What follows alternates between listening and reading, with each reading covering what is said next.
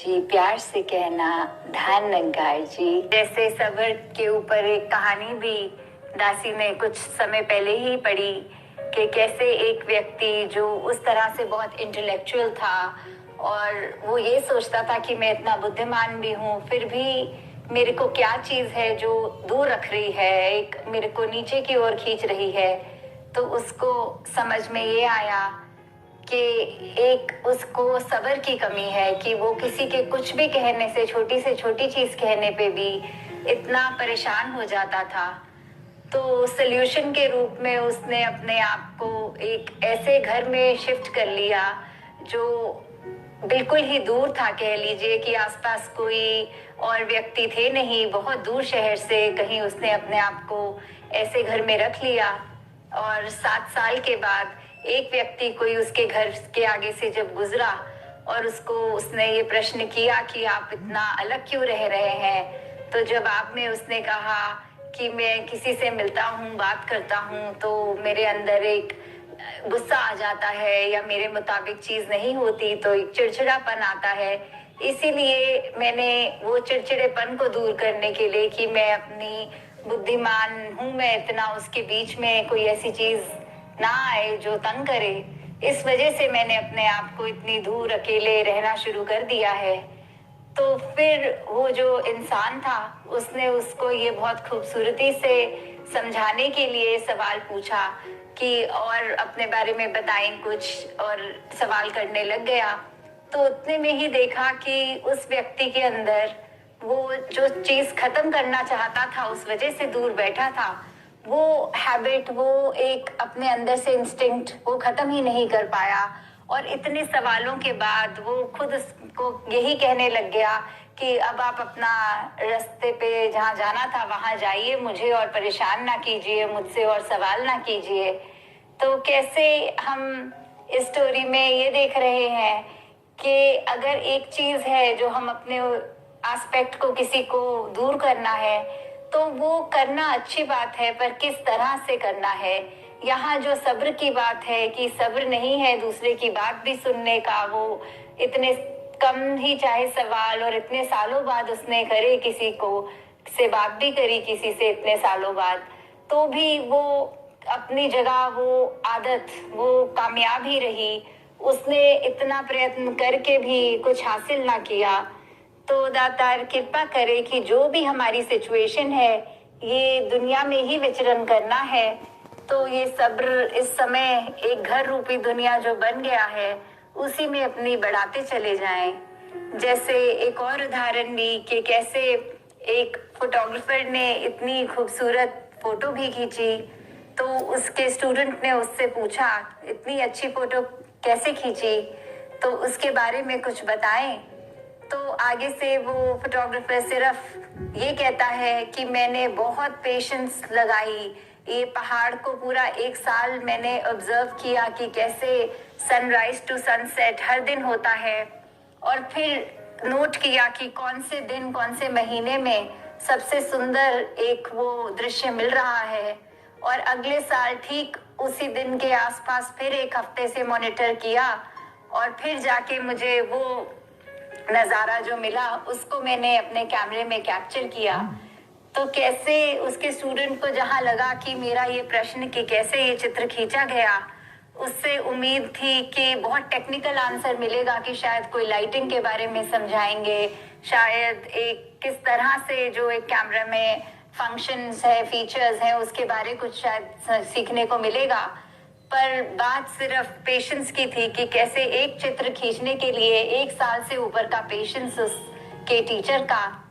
तो ऐसे छोटे छोटे अन्य उदाहरण के साथ अगर हम देखें कि कैसे एक पेशेंस फैक्टर जो आज कल हमारे जीवन में सबसे महत्वपूर्ण बन गया है, कि कैसे बिना पेशेंस के तो हम अपने आप को ठीक तरह निभा नहीं पाएंगे।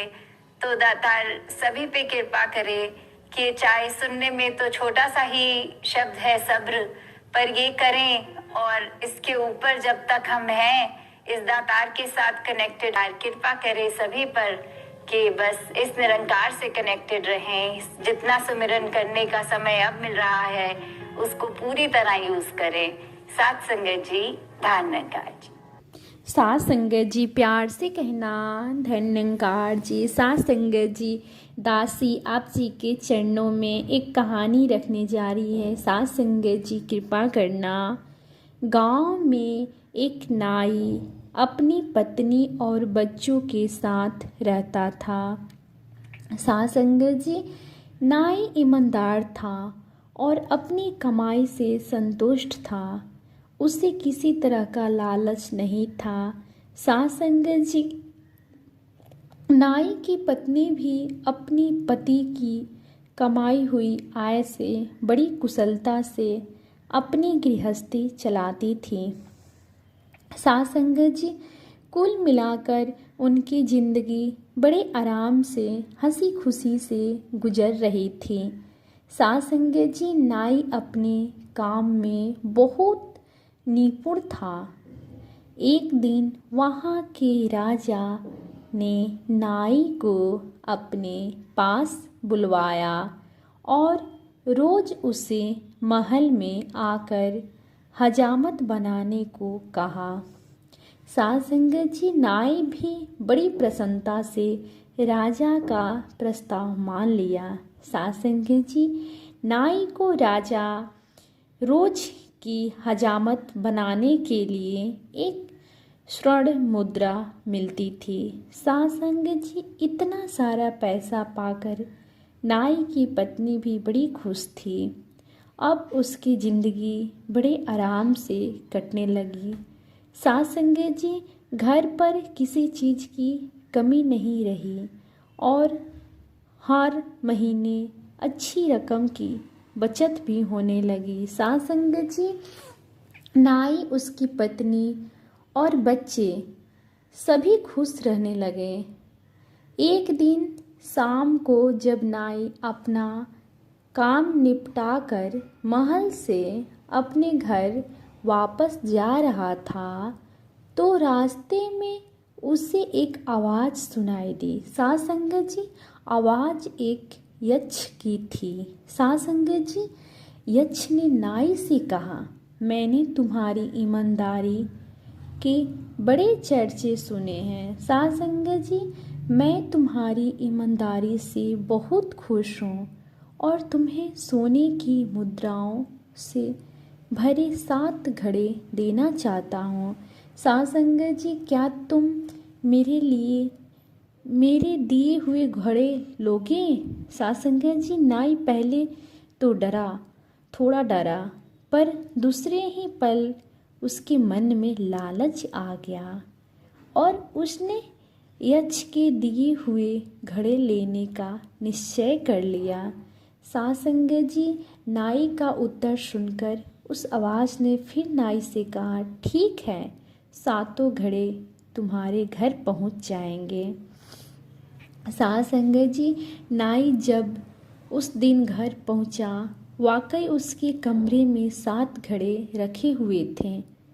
सास संगत जी, नाई ने तुरंत अपनी पत्नी को सारी बातें बताई और दोनों ने घड़े खोलकर देखना शुरू किया। उसने देखा कि 6 घड़े तो पूरे भरे हुए थे, पर 7वां घड़ा आधा खाली था। नाई ने पत्नी से कहा, कोई बात नहीं, हर महीने जो हमारी बचत होती है वह हम इस घड़े में डाल दिया करेंगे। सास संगत जी, जल्द ही यह घड़ा भी भर जाएगा और इन 7 घड़ों के सहारे हमारा बुढ़ापा आराम से कट जाएगा। अगले ही दिन नाई ने अपनी दिन भर की बचत को उस 7वें में डालना शुरू कर दिया। सास संगत जी, पर 7वें घड़े की भूख इतनी ज़्यादा थी कि वह कभी भी भरने का नाम ही नहीं लेता था। धीरे धीरे नाई कंजूस होता गया और घड़े में ज़्यादा पैसे डालने लगा, क्योंकि उसे जल्दी से अपना 7वां घड़ा भरना था। सास संगत जी, नाई की कंजूसी के कारण अब घर में कमी आने शुरू हो गई, क्योंकि नाई अब पत्नी को कम पैसे देता था। पत्नी ने नाई को समझाने की कोशिश की, पर नाई को बस एक ही धुन सवार थी, 7वां घड़ा भरने की। सास संगत जी, अब नाई के घर में पहले जैसा वातावरण नहीं था। उसकी पत्नी कंजूसी से तंग आकर बात बात पर अपने पति से लड़ने लगी। घर के झगड़ों से नाई परेशान और चिड़चिड़ापन हो गया। सास संगत जी, एक दिन राजा ने नाई से उसकी परेशानी का कारण पूछा। नाई ने भी राजा के से कह दिया, अब महंगाई के कारण उसका खर्च बढ़ गया है। नाई की बात सुनकर राजा ने उसका मेहताना बढ़ा दिया, पर राजा ने देखा कि पैसे बढ़ने से भी नाई को खुशी नहीं हुई।